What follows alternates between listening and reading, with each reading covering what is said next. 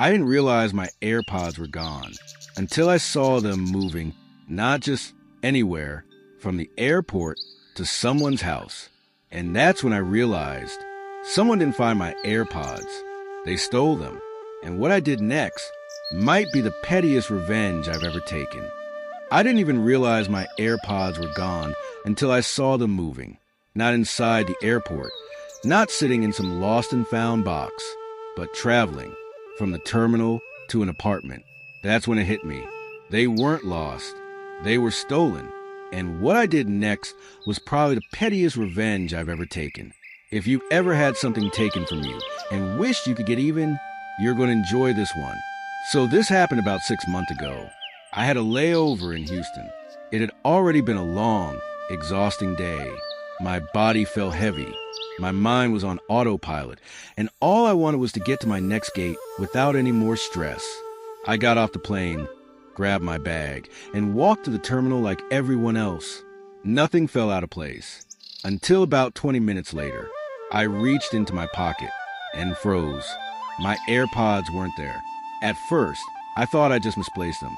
Maybe they slipped into another pocket. Maybe they were in my bag. I stopped right there in the middle of the terminal and started checking everything. Pockets, backpack, jacket, nothing. That slow, sinking feeling hit my chest. They were gone. My mind immediately went back to the plane. They must have fallen out of my pocket, I thought. So I did what anyone would do. I filed a lost item claim with the airline. I gave them everything. Flight number, seat number, description of the silicone case, even the exact color. I made it as easy as possible for them, and I waited, but something in me told me to check one more thing. So I opened to find my app, and that's when the story changed.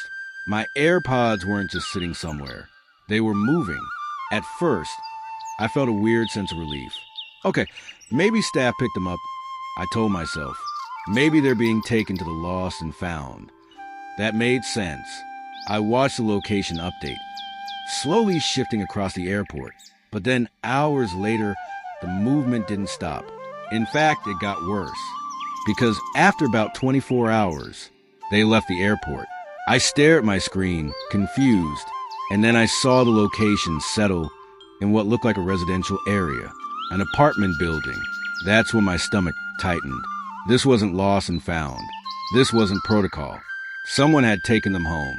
I sat there, staring at the tiny dot on my screen, watching it move between the apartment and the airport back and forth day after day. It didn't take long to figure it out. This wasn't random. This was routine. Whoever had my AirPods worked there. Probably someone who cleaned the plane. Someone who found them under the seat, looked around, and decided no one's coming back with these. I clenched my jaw because at that moment, it stopped being about the AirPods. It became about the choice. Because if they had just called me, my number was literally in lost mode. I would have thanked them. I would have sent them money. Honestly, I would have given them enough to buy their own pair. I get it. They're expensive. Not everyone can afford them. But this wasn't need. This was theft. So I emailed the airline again. And again. This time, I gave them everything. The address, the movement pattern, even the likely work schedule based on when the AirPods travel back to the airport. I basically handed them the person responsible. All they had to do was act. Their response? Because the AirPods had left airport property. There was nothing they could do. If I wanted to pursue it, I'd have to file a police report with Houston PD. I live in Arizona. They closed my claim. Just like that. No help. No accountability. No resolution.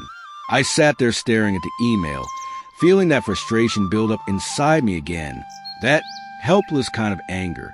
The kind where you know exactly who did it, but you can't touch them. And that's when something shifted. I looked back at the map. The little was moving again. Apartment, airport, apartment. And then it hit me. I couldn't get my AirPods back, but I could still reach them because they were still connected. And that's when I remembered something. A small feature. Something simple. Play sound. A slow smile spread across my face. The next time I saw the AirPods active, I waited. I didn't rush it. I watched. The location updated. They were moving again. Then suddenly, they stopped. I zoomed in. The case was open. That meant one thing. They were in someone's ears. Perfect. I tapped the button. Play sound. A sharp, high-pitched noise blasted through the earbuds. Even from miles away, I could almost feel it. The location froze for a second, then jerked suddenly. And just like that, the AirPods went silent, back into the case. I leaned back and laughed, because I could picture it so clearly. They were just listening to music, minding their own business, and then, bam, sound straight into their ears. No warning, no explanation, just chaos. And that's when I realized I didn't have to let this go. I could do this again, and again, and again. So I did. Every time I saw them being used, I struck, sometimes during the day, sometimes late at night. No pattern, no warning, just random, perfectly timed interruptions. They'd open the case, put them in, and just when they got comfortable, play sound. Every single time, the same reaction, immediate silence, back into the case. I started to imagine what was going through their head. Are these broken? What's happening? Is this some kind of glitch? And the best part? They had no idea it was me. Weeks turned into months, and I kept going. Not out of anger anymore, but because it worked. Because every single time it reminded me they made a choice, and now they were living with it. I never got my AirPods back, and honestly, I don't even want them anymore. But what I did get was something better. Control, closure, and a strange kind of satisfaction.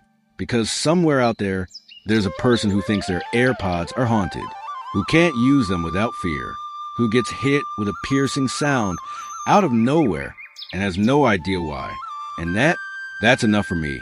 Because sometimes you don't need a big revenge. Sometimes the smallest, smartest revenge hits the hardest. So tell me, what would you have done?